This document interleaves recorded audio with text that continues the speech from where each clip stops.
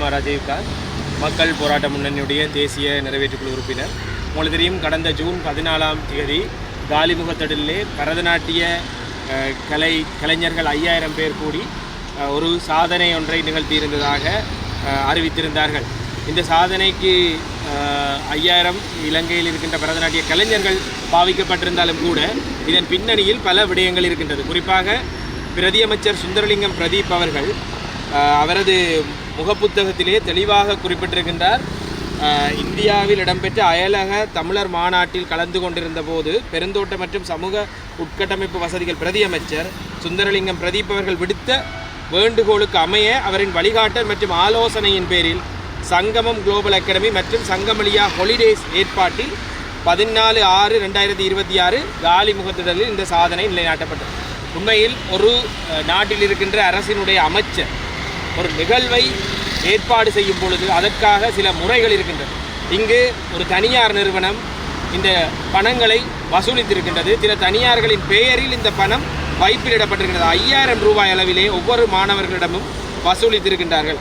4500 6000 வரை ஒவ்வொரு மாணவரிடமும் வசூலித்திருக்கின்றார்கள். அது மட்டுமல்லாது அவர்கள் இங்கு வந்து தங்குவதற்கான செலவோ அவர்களை பாதுகாப்பதற்கான எந்த முறைமையுமே செய்யப்படவில்லை. குறிப்பாக வசூலிக்கப்பட்ட இந்த பணத்திற்கு என்ன நடந்தது, எதற்காக இது வசூலிக்கப்பட்டது என்கின்ற விடயங்கள் எல்லாம் யாருக்கும் தெரியாது. ஒரு தனியார் நிறுவனம் ஒரு விடயத்தை செய்ய வேண்டுமாக இருந்தால் கூட அதற்கு பல ஏற்பாடுகள் இருக்கின்றது. ஆனால் அரசினுடைய அமைச்சரின் அழைப்பின் பெயரில் இடம்பெற்ற இந்த நிகழ்வுக்கு எந்த அமைச்சு பொறுப்பாக இருக்கின்றது, எப்படி நிதி கட்டுப்பாடுகள் இடம்பெற்றது என்ற விடயங்கள் தொடர்பாக போதுமான விளக்கங்கள் இல்லாத காரணத்தினால் நாங்கள் இன்று லஞ்ச ஊழல் ஆணைக்குழுவிலே ஒரு முறைப்பாடை செய்வதற்காக வந்திருக்கின்றோம். இந்த முறைப்பாட்டின் அடிப்படை என்னவென்றால், ஒரு அமைச்சராக இருக்கக்கூடியவர் எந்த அடிப்படையில் ஒரு தனியார் நிறுவனத்திற்கு இவ்வளவு தொகையான பணத்தை உழைத்து கொடுப்பதற்கு பங்காளியாக இருந்தார் என்பதை நாங்கள் முதலில் அறிய வேண்டும். இதில் என்ன நடந்திருக்கின்றது என்ற முழுமையான விடயம் எங்களுக்கு தெரிய வேண்டும். குறிப்பாக உங்களுக்கு தெரியும், அதற்கு பின்னர் கூட இன்றும் அதே நிறுவனங்கள் 12000 ரூபாய் 3000 ரூபாய் 2500 ரூபாய் என்று மேலும் இந்த சான்றிதழுக்காக பணம் கேட்டுக்கொண்டிருக்கின்றார்கள். எனவே இலங்கையில் இருக்கின்ற அப்பாவி பெற்றோர்களை பயன்படுத்தி ஒரு நிறுவனமும் இந்தியாவினுடைய இன்னொரு ஆசிரியையும் இந்தியாவின் இன்னொரு நிறுவனமும் உழைத்து கொண்டிருக்கின்றார்கள். இந்த உழைப்பு சுரண்டலை நாங்கள் வன்மையாக கண்டிப்பதோடு ஒரு அமைச்சர் எப்படி இதற்கு துணை இருந்தார் என்கின்ற கேள்வி எங்களுக்குள் இருக்கின்றது. எனவேதான் இன்று நாங்கள் லஞ்ச ஊழல் ஆணைக்குழுவிடம் இது தொடர்பான அனைத்து ஆவணங்களையும் கொடுத்து ஒரு பூரண விசாரணையை நிகழ்த்துமாறு கேட்டிருக்கின்றோம். ஒரு அமைச்சர் தனது விருப்பத்திற்கு ஒரு நிறுவனத்தை அழைத்து இப்படி ஒரு நிகழ்வை நடத்த முடியாது என்பது எங்களுக்கு நன்கு தெரியும்.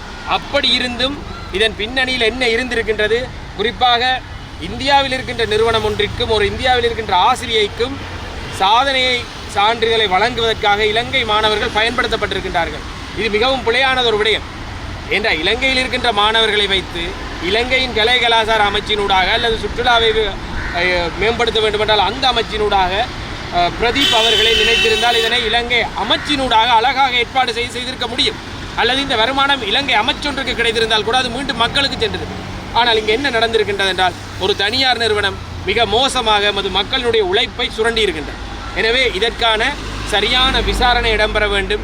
இனிமேலும் இப்படியான விடயங்கள் இடம்பெறக்கூடாது என்பதற்காக நாங்கள் இன்று லஞ்ச ஊழல் ஆணைக்குழுவிற்கு வந்திருக்கின்றோம். இந்த முறைப்பாடை செய்வதற்காக அவர்களிடம் நாங்கள் எதிர்பார்ப்பது மிகவும் விரைவான ஒரு விசாரணையை நடத்தி இதில் உண்மையாக நடந்தது என்ன என்பதை கண்டுபிடித்து இந்த மாணவர்களிடம் வசூலிக்கப்பட்ட பணங்கள் உடனடியாக திரும்பி வழங்கப்பட வேண்டும். அதேபோல் அவர்கள் வேறு இடங்களிலிருந்து இங்கு வந்து தங்கி சென்றதற்கு அவர்களுக்கு 25-30 செலவாகியிருக்கின்றது.